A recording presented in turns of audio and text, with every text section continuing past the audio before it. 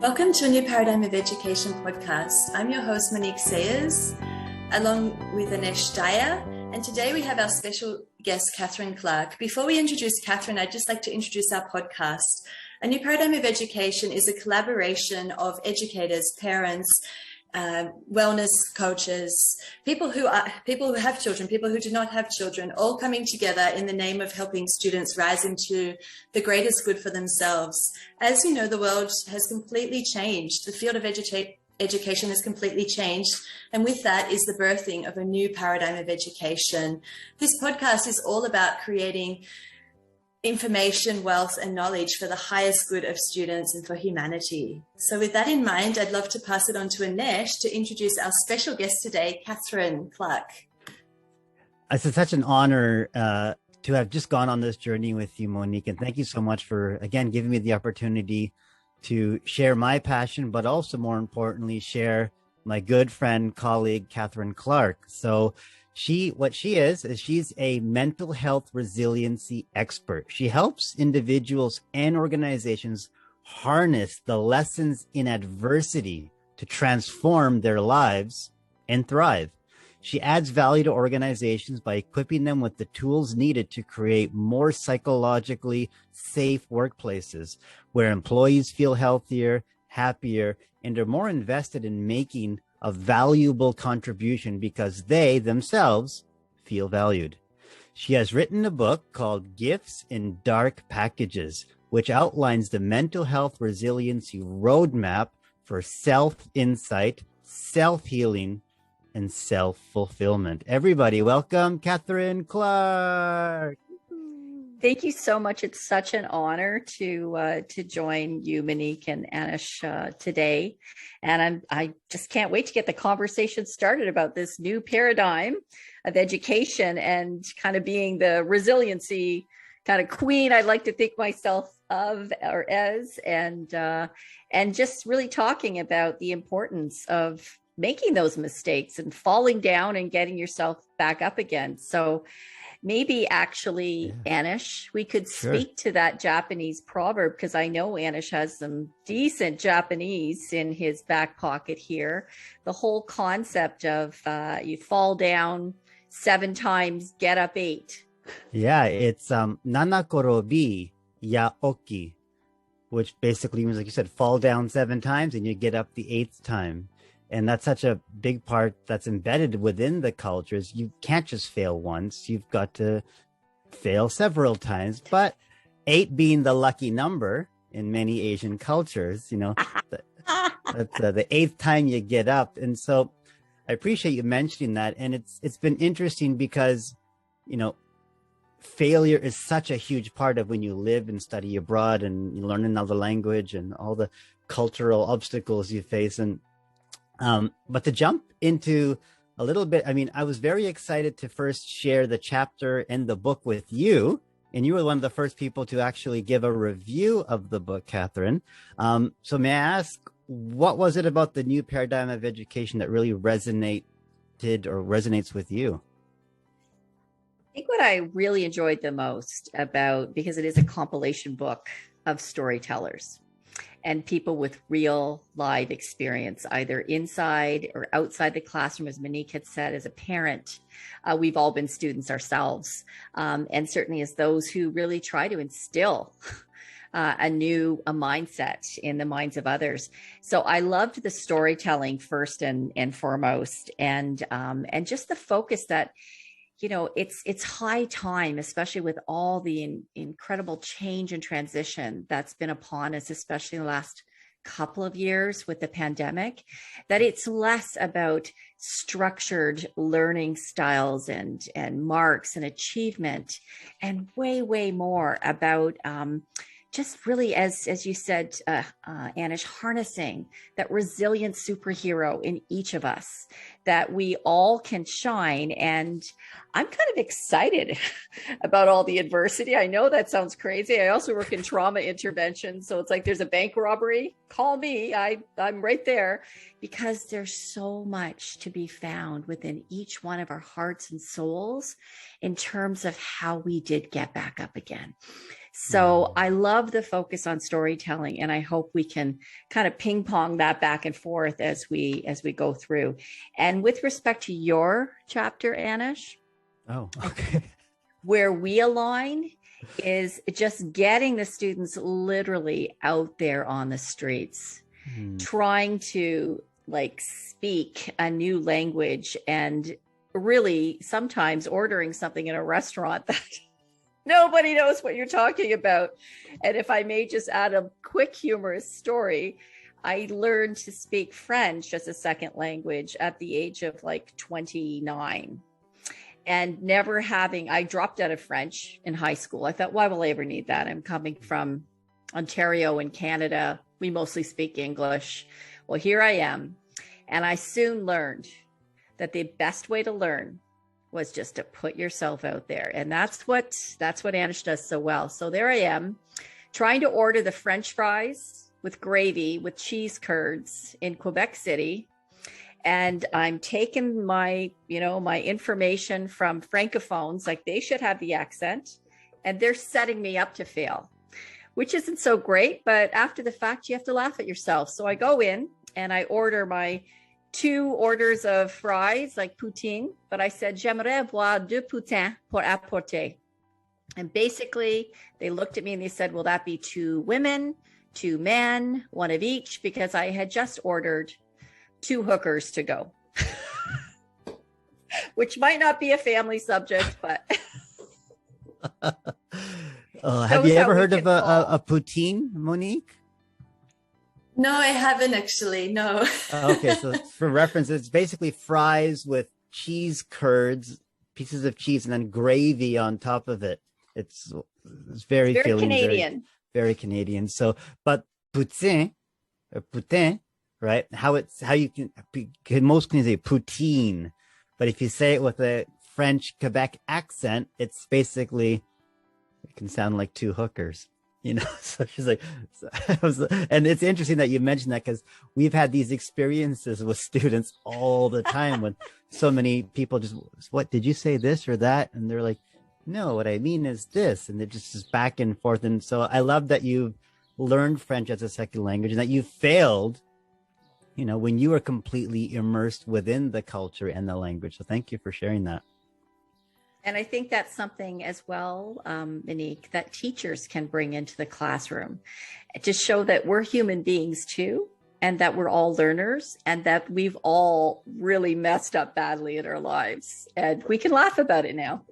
Yeah, I totally hear you around that being a new paradigm. I feel like a new paradigm is the opposite of perfection. It's about this undoing, or this messiness and resilience that you're talking about, or grit, or whatever you want to call it, because I feel like the old way just wasn't working. People would, children were meant to be fitting into molds, or students were meant to be fitting into molds, and they weren't. And then there was disappointment, there was failure, there was, a lot of anxiety, and there still is a lot of anxiety. Even the other day, I just was teaching a child who was anxious because her teacher was asking her to call out an answer. And she told me that when she was answering the question, she was just freezing and just said, everybody in the class laughs at me and I just freeze and I don't know what to say. And I said, you just need to say, I need more time. That's all she needed. She could do the question with me like really well. And my heart was just really going out to her and to this classroom that the system hasn't yet acknowledged. This child, the child's mother had also been contacting the school several times, and there was just this buildup of anxiety. So I really feel like your work also in terms of mental health is just so necessary, like for educators to hear, for parents to hear, for us all to be able to change, not change, but to accept that part of us inside of us that is a failure. And then on top of that, be able to then help other people to know that as well. So that makes me want to ask you more about that. Could you share a little bit more about mental health aspect of what you do? Because I'm so curious, and I know myself, there's a lot of trauma in schools and things like that. So I just wanted to maybe address that aspect as well, if that's okay. Oh, it's such an important aspect, Monique, and certainly near and dear to my heart. Yes, and I think we have to all agree that the last couple of years have had an even more negative impact on all of our mental health, let alone student life and mental health. And there was actually a published meta-analysis by the American Medical Association recently that looked at global depression and anxiety rates amongst school-aged children, and actually found that they had doubled in the past year. So that's like everything going from, say, 8.5% for depression and 11.6% for anxiety to levels in the 24% level for depression and almost 20%. So we're talking 1 in 4, 1 in 5 students are really struggling with mental health. So what can we be doing? So this is where I kind of dig into my school guidance counselor kit, and I worked in a university counseling center, as well as doing a lot of cognitive behavioral and solution focused therapy to really see how we can build the belief that mental health is as important to bolster every day in our classrooms, in our families, in our parenting, as any other skill that we could impart. It's like a muscle, right? And we need to keep exercising that muscle with constant effort and repetition so that it becomes this practiced kind of mindset. And part of that mindset, there's strategies for what I have called mental health resiliency. And one of the things you just mentioned would definitely be helping kids to relish that failure so that when they do speak up, also talking about the feelings around that freezing that your student had. So that's a normal response to not knowing an answer. And everyone in the classroom can attest to that. So what would it be like if you just gave your answer anyway, and we rewarded you for that act in itself? Even if you didn't have the desired result, we recognize and compliment each and every one of our students for actually speaking up. And maybe that's a small bite-sized goal that we can help set for every student in the next, year. What's one thing? What's one small attainable change? Maybe it's speaking up on Zoom and turning your camera on, for example, or raising your hand and giving an answer, even if you don't know if it's the right answer and you could fail. That's beautiful. It's almost like it's a gift for a student or a learner. What do you think? Yes, it's a toolkit, and that kind of goes. Thank you, Anesh. That kind of goes with. I don't know if you can see the cover here. Yeah. And there's a little box at the bottom, and it really is gifts and dark packages that allow us the how to transform from the inside out sort of concept, right? So thank you for reminding me of the gift, because wouldn't it be cool, Monique, if we're sitting in a classroom and everybody has a little almost like dark box of all the things that they want to keep hidden, that, mistakes that they made, but now they're cool. And it's like, oh, what was your dark gift last week?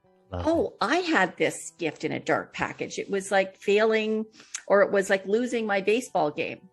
It could be that student who has had 2 math tests in a row that haven't worked out, that can now put those in the box.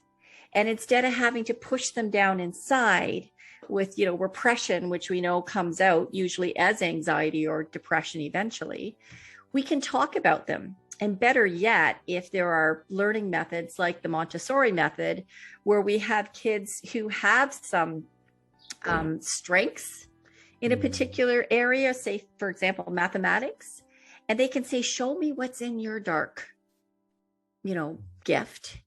And let's look at the building blocks that might be missing. Or maybe they're a kinesthetic learner and they just can't wrap their heads around the times table. right? So now we're going to march around and dance around the classroom. And thank goodness that was in your dark package and we could speak to it, because now you can see you can be a gifted mathematician too, you know? I love that you right shared resiliency skills. And sometimes I'm like, well, give me a framework, give me something that tangible that we as parents could use for our kids or teachers can use. And I love frameworks. And just on that, my daughter learned her 8 times tables before she learned even 2 times tables or 3. There was a song built around the 8 times tables that she just remembered. And I was like, what? How do you remember all of your 8 times? She's like, it's a song, help me. And I'm like, oh, I got to figure out a song for the other numbers now. But beautiful. It was exactly what you're saying. She's marching to the 8 times tables. She's singing it in the car. I'm like, let's learn 2 times and 3 times. So I totally get it. So is there like a framework that you've built? Sorry, go ahead, Monique. I was just going to say, can I just jump in and reflect back? That was really powerful what you shared, because I know myself as a teacher, I'm always focusing on the gifts of children in terms of, well, what is your gift? Okay, maybe you're good at art, but maybe you hate science, like this type of thing. And so I've always been like referring to them, okay, well, let's bring out that unique gift inside of you. But what I'm really loving, what I have just learned from you now, is to focus on those things that are tough and go there. That can be scary as a teacher to go there, because you don't know the reaction of a child or what they're going to do exactly, and depending on their age and things. But I think it's really powerful what you've shared, especially probably with teens and things like that. I think this model would be amazing with teens, that you can actually teach them that they can be anything they want to be. It's just a matter of, okay, I don't know that, but how can I learn that? It's like what we do in business, right? Like all this marketing, like I hate marketing, but yeah, okay, I've got to learn marketing. So I really just love that.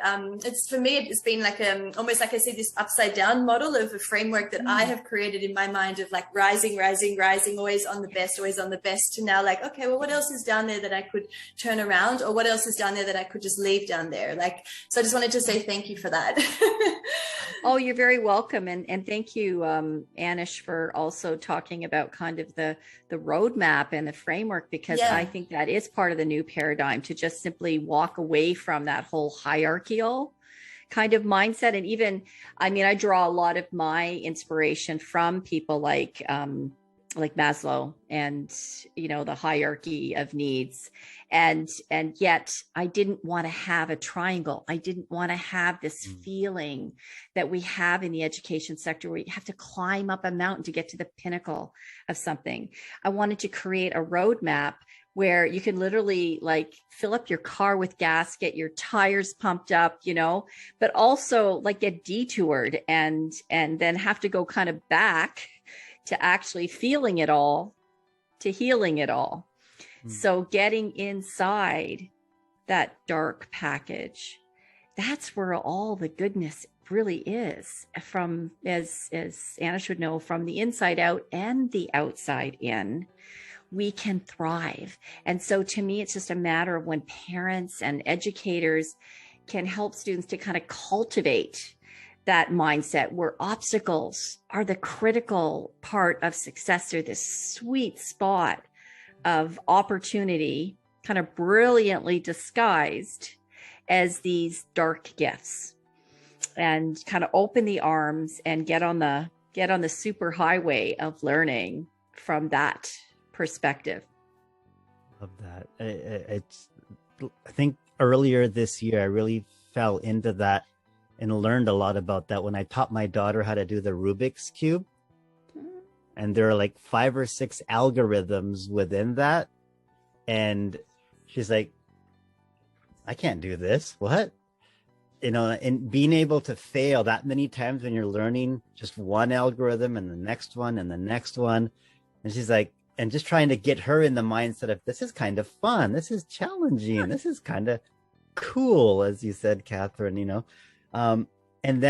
and she was, the thing that excited her most about it, that I thought, okay, this is going to help, is she's like, oh, I'm excited to learn this and fall down and learn this, because I know when I teach other people, they're going to probably fail and fall down and do this. So I want to encourage them to say, it's okay. Your best teacher is your last mistake, and, just keep going. And so now she's taught 10 people, including family members, I had to buy them all Rubik's cubes and they can all do it, but with their, support and encouragement and say, it's okay if you can't get it right away, but you will get it. It took me 2 months, but I got it.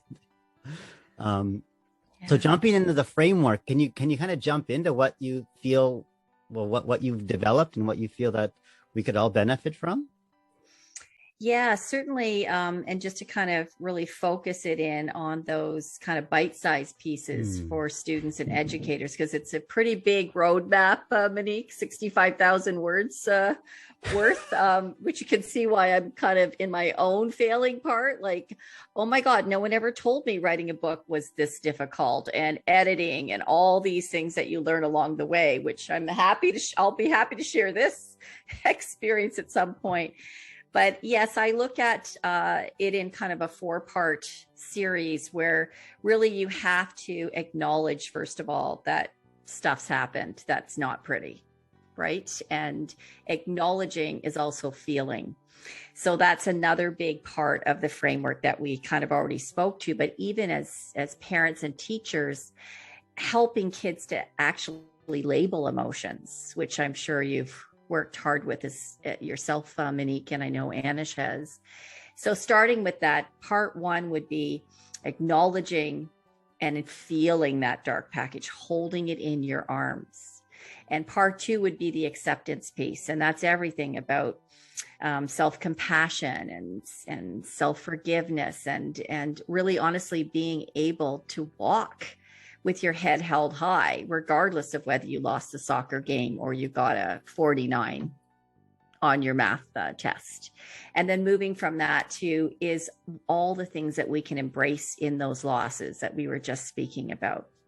So kind of that's the part of looking in and saying, because of this adversity, now I've got to the other side of those rapids with this newfound sense of self and strength that I never would have had without that loss or that pain. And frankly, we know we can't shield kids from the pain. And the pandemic has certainly taught us we can't pretend that they can go to school or they can have a regular graduation. We have to ourselves actually think outside the box. And then lastly is what we're all doing here and what the new paradigm of education has really been espousing. And that is, how can we give those gifts to others? And the cool thing, I think, in the classroom situation, drawing upon that Montessori example, is once you've had that bit of awakening, this is a hard subject, but I get that I can learn my periodic table or chemistry, whatever it is, with these kinds of strategies. I failed the first time, but now I got it. And I want to share that knowledge with my other students, with my peers. Like, wouldn't that be cool? Because I find, I see this in my daughter's in her second year of university. And her whole first year, she never went in a single classroom. I can't even imagine, like, never had the opportunity to socialize and meet with people. And this is going to be the experience, I'm sure you know, Monique, of our kindergarten kids. And so bringing that back to really the socialization, the learning that comes from conflict resolution, that comes from loss and failing, and building that into the curriculum is part of what I think translates nicely from the gifts in dark packages, mental health resiliency roadmap. It's amazing. Wow. And it's also very similar to what you've shared, Anesh, in your chapter. Maybe you want to just reflect back on that, because they're super aligned with what you're both talking about.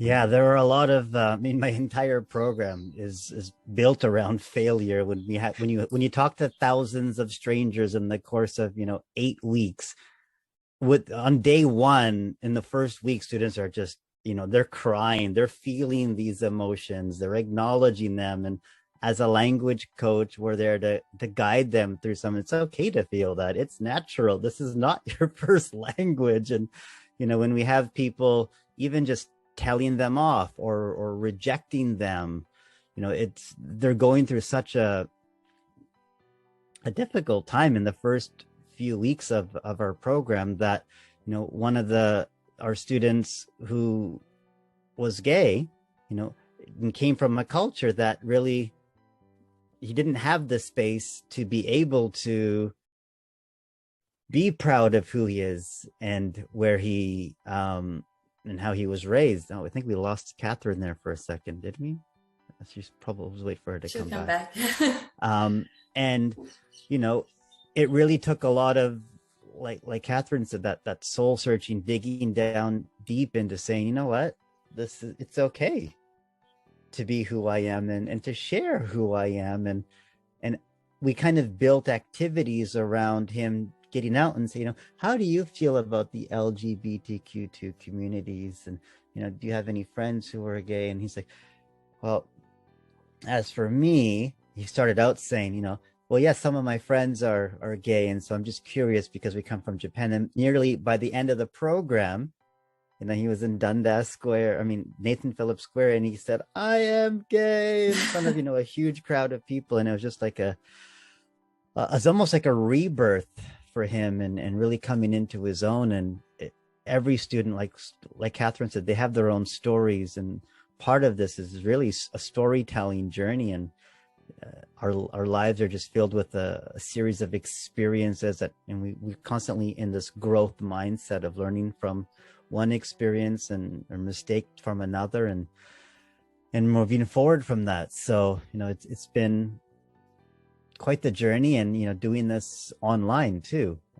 It's been quite the challenge. I had a nurse in Japan who said, Anesh, I don't think I'm going to make it through the pandemic. I've quarantined right now. I need help.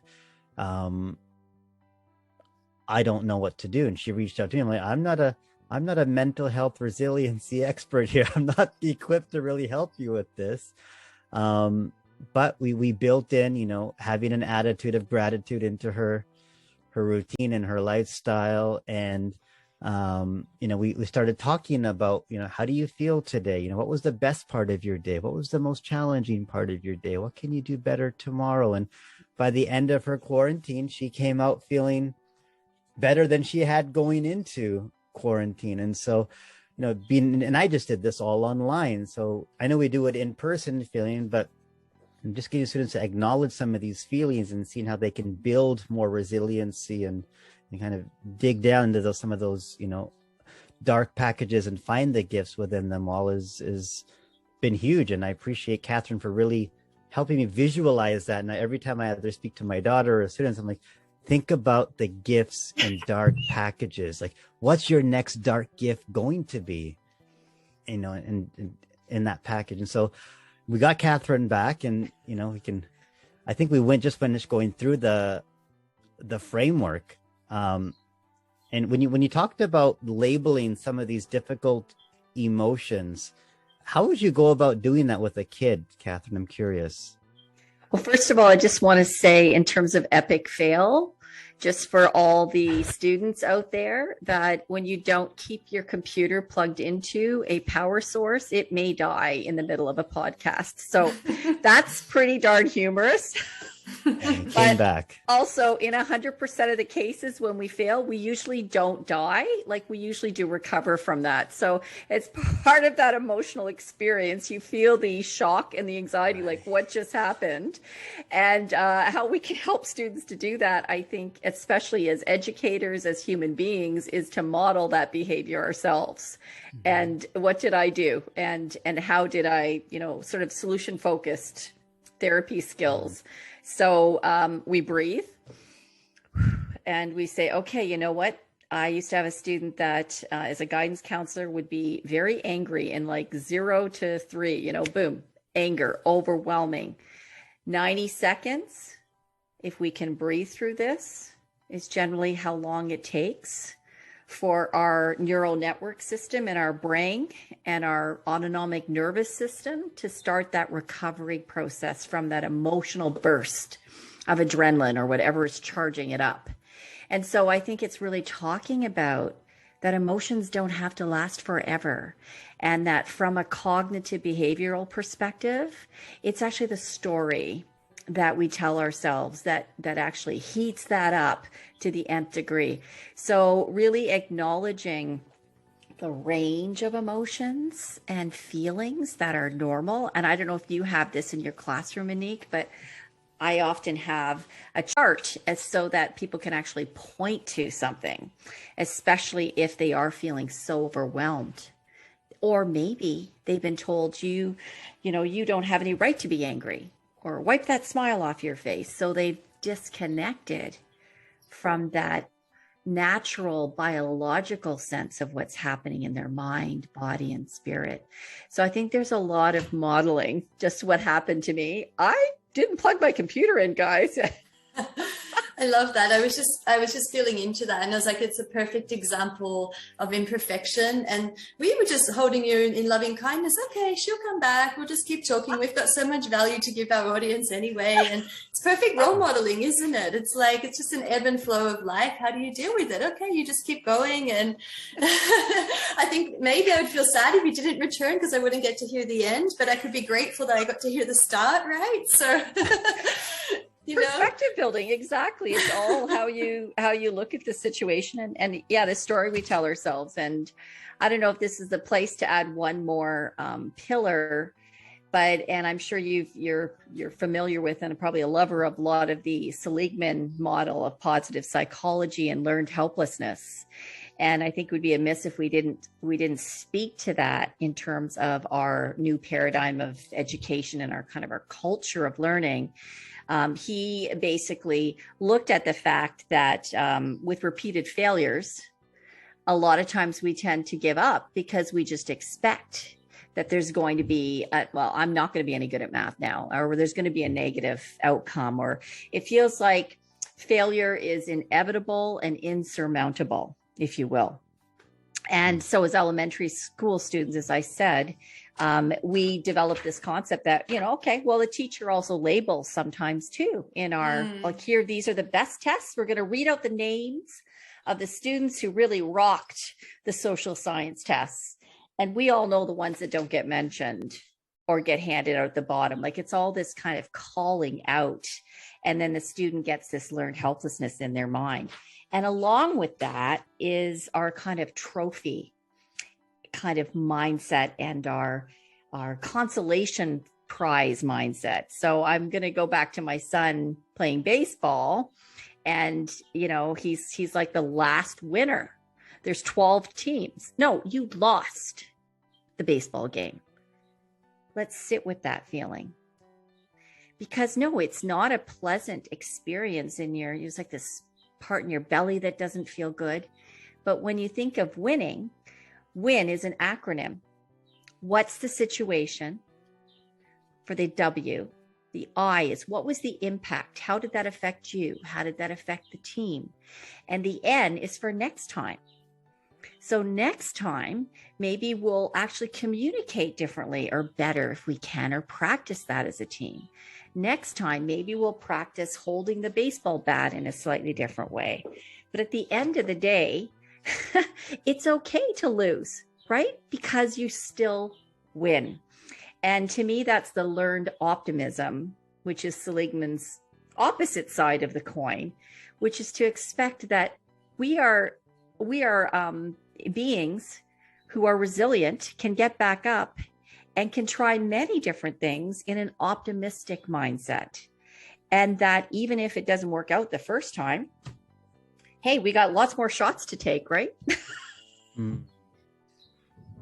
Love that. It reminds me of a quote one of my students said that she actually learned on the streets of Toronto when we were out learning about famous Canadians. Like, the famous quote by Wayne Gretzky? I said, yes.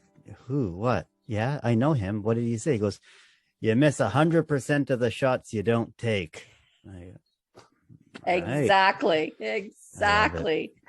Yeah. And sort of dovetailing on that, the quote by Seligman that, life inflicts the same setbacks and tragedies on the optimist as the pessimist, but the optimist weathers them better.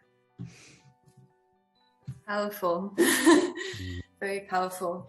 I wanted to ask you a couple of questions, or just one main question that I've asked every single guest on our podcast, and you've touched on it quite a lot, and I think I may know your answer, but I wanted to say, what is your vision for a new paradigm of education? And remembering that the future is now. So it can be huge, it can be little steps, whatever you wanted just to share with us around that, that would be amazing. I think it is that sense that every human being, every student, every teacher, all of us as learners on this lifelong learning journey that we are on, can thrive, and that we all just need to have this competitiveness and this outdated, structured kind of paradigm of what is success kind of just put aside, and really feel that we have the power and control to choose wisely what is the meaning of success for ourselves, from the inside out and from the outside in. And to me, if we promoted the dark gifts, for example, every day in the classroom, and we talked about some of the pillars that we've been discussing today, then every single one of us should be able to get along that roadmap to experience what I'd like to see in the world, which is mental health resiliency. And that's total health. That's self-fulfillment, that's self-enjoyment, that's living a happy, healthy, productive life with ease instead of worry. That's so powerful. Thank you for sharing that. It's so necessary in the world. And it's actually interesting. Everybody that I've been asking this question is all answering the same thing, just in their own flavor, like their own style of flavor. We all aspiring to be more happy, to have more purpose in life, to be free of this competition. And I'm just really grateful to connect with different educators and different people around the world that just all really care about this concept and bringing it into fruition. And I also see a bigger global picture that it's not just education, right? It's like all of the systems that are not working. Everything is just being upgraded, and all of this idea of competition is just not going to work any longer. It's just things will just start to fail, and it's not even that you need the resiliency for the failure. It's just like, hey, that's not working. We need to change and move into what is working. And so I really, really love what you shared, and I feel like it's really powerful to actually also use those gifts within yourself that you're talking about, like your whole self. I want to call it the whole self, maybe, like the whatever, the dark and the light, the wholeness of the body, to bring that into yourself as a human, as an educator, as a parent, to be able to embody that for your children to also be able to feel safe to be that way, to feel safe to be themselves completely, and holding that space for children, like what you were sharing earlier, like the children that are too scared to even cry or make a noise because they're being told to be quiet, like, oh, just sit down and be quiet. So they're just sitting there being quiet, like, a good boy or a good girl. That's not the paradigm, is it? That's not what we're calling forth. We're calling forth a rise of a kind of realness and learning from that space. So yeah, thank you so much. I'm really in awe of your work. And just before we wrap up, I'd like to know a little bit more about your work. Do you want to share with us what your offers are, or a bit more about your book, or what your work is exactly, so our guests can find you if they want to? Perfect. I just wanted to lastly dovetail on that one sort of concept. And I think it all comes down to authenticity. It's time to, I know we talk about Coca-Cola campaigns have been out forever, it's the real thing. That safety, that creating that secure space from which we can all thrive starts with us all being vulnerable and authentic. And that's kind of a big part of my work right now is going into corporations and creating what Anesh has touched on as well, psychologically safe workplaces. And that could be universities, it could be high schools, as well as, oil companies and banks. And that all starts from the framework of teaching people from the top down strategies like we've been talking about for mental health leadership. And really, how do people engage? How do they feel that their self-esteem is being bolstered every day instead of feeling beaten up and like, oh, I did all these things, what do I have to show for them today? So even the simplest workshops I can offer on things like building resiliency, or helping people to actually set goals and learn that monotasking. I don't know if you use that word, Monique. Have you used monotasking? No, I haven't. Yeah, I kind of get the idea, one task at a time. Is that what it's going to be? Yeah, they actually have the brain research has come back and said that, multitasking is literally killing our brains, and we're actually being less productive than if we actually wrote our, those top 3 things we have to do today, like non-negotiables and all those little boxes, and actually finished one at a time, that uninterrupted time. And so teaching those kind of skills is something I love to do, either in a training and development session and a lunch and learn in an hour, half day, a whole day. I've also been starting more inspirational speaking, and Anesh and I are both involved in a organization to do that. So recently I actually got up on a stage a couple of weeks ago for the first time, like with the pandemic. Wow. And probably since high school, I've stood up and done presentations, probably in a ballroom, like a hotel ballroom, but it's different to get on a stage. So you see, for anyone who's listening, it doesn't matter your age. It doesn't matter your ethnicity. It doesn't matter your geographic location. It's all about just believing that you can step on any stage, and that could be the world stage, and that's how we thrive. And it's okay. I didn't actually fall flat on my face, did I, Anesh? But no, she pretty rocked it. I mean, she ended up in the Grand Slam finals of the speaking competition, and she placed in the top 5 amongst all these amazing speakers from around the world, and it was quite impressive. I was like, whoa. Wow.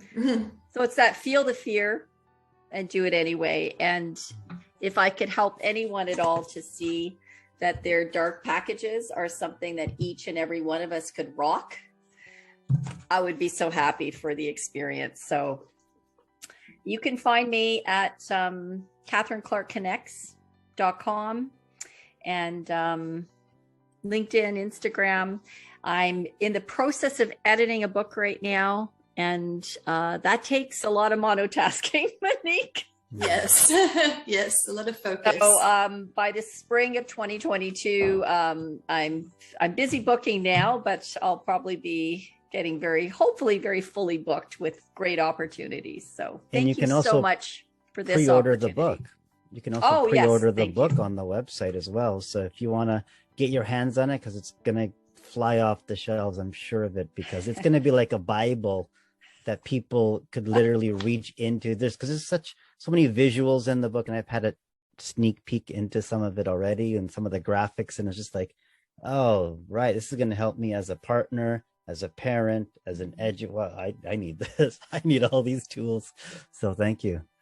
Well, because I've covered the gamut of dark packages, Monique, which personally and professionally, with the help of my clients and my old tumultuous life, you can kind of, M is for miscarriage, or, D is for death of a loved one or loss of a companion animal. Wow. Like there's so many things in there that I feel very honored to have had the opportunity to sit with someone and just help them through that dark place to a place of much more light. And just as we close with the season upon us, I think I wanted to just leave everyone with the sense that it is called the season of gift giving. But instead of giving people a present, I think what we're doing today and what we can do with our loved ones, our colleagues, our community is to just give them presence, to really allow someone to be heard and understood. Turn your phones off, that monotasking piece. Like, you can only really be in a conversation when you're fully able to hear what someone's saying, to the point where you can reiterate it back and say, is that it? And isn't that the greatest gift we can all have, is this opportunity to share our voice and to actually feel that our voice matters and makes a difference. And so with that, I hope we can all go out and continue to share that gift of giving people our presence in this season of giving. Yeah, thank you so much. Presence is so powerful and so important. And I hope everybody who's just listening to this podcast has received the gift of just listening in full presence, because us creating this has been a gift in itself. I've been able to fully listen to Katherine and Anesh and create this. And I know whenever I listen to a podcast, it's the same feeling of just, okay, I'm just going to sit in peace and just fully take in all the information. I really, really resonate with what you've shared. And thank you for mentioning about the voice aspect as well. I feel like your voice being represented in your book is just so powerful. It sounds like your life's work and everything that you've encompassed within your life, just being able to be shared with us, and then for us to be able to receive that back in a gift as well. So I'm really, really excited for that. And I do understand the feeling when we created our book, The New Paradigm of Education. It was the same feeling. It was like, what can I present that is my wisdom, and how can I present it with my co-authors together and create something that's going to be so helpful and give a voice to each of us. Like, look where we are now, creating a podcast based off a book that was all coming from that source of wanting to, you know, help and inspire the children of the world and the students of the world. So thank you so much wholeheartedly for that. And it's so lovely to connect in with you as our host on this, Anesh, as well. Thank you. And it's been an honor, really, truly, Monique. When people say, you know, I put this book out in a couple months, and I know Katherine's been going over a year with her book, and, you know, even our process took longer than the average, but there are so many gifts that I've had along this road of, you know, doing this chapter, throwing it away. It's like, this is not working. This is not working. It's like, I've really experienced so many gifts and dark packages along our own new paradigm of education, Monique. And so thank you for creating that space and that time to just let us each sit with our own. Some people submitted their chapter right away to you. I'm like, Monique's like, Anesh, when are you going to get yours done? You just gave that time and that space for all of us to really just experience all of these failures and these emotions and this journey of it. And so thank you so much, Monique, for all the continuation of this new paradigm. And I can see like series of books coming out from yourself from the next paradigm and the next, you know, so I'm looking forward to seeing where all of this is going with the New Paradigm Facebook group and the podcast and the next series of educators that you might bring on to another series. And thank you, Katherine, for your guidance and your support, and really helping me see a lot of these dark package, these gifts and dark packages that I've had to experience, and just acknowledge and come to realization. And I was like, oh, right. Okay, cool. And it's made me a better parent, partner, and educator because of it. So thank you. Thank you so much. It's been such an honor. And I think just so appreciate being able to share with just amazing educators like yourselves, just the whole concept of sharing our gifts. And I think we've all kind of, you can never fast track to that last chapter, right? That last part, because you're always going to be pulled back in, right? Anesh, just when you think, okay, I got it, I'm doing this, I'm cooking with, I'm floating along here where I'm meant to be, you get pulled back into another adversity. But hopefully as we close today, we can see that we're probably only all here having this conversation because we've all weathered that adversity and come out with that epiphany that, wow, Monique, I got to write this compilation book and gather together these spirits of people who can speak their truth and help the world. So thank you for allowing me to be part of that. Oh, you're so welcome. And if any of our guests are wanting to connect with Katherine, everything's going to be down in the notes below. You'll be able to see her website and her link to her book. And we'll all be getting our copy as soon as it comes out. So thank you again for being with us, Katherine and Anesh. And I'd like to close with the quote from Mahatma Gandhi, my favorite quote of all time, which is, "Be the change that you wish to be in this world." So namaste, everybody. Thank you. Namaste. Thank you. It's beautiful.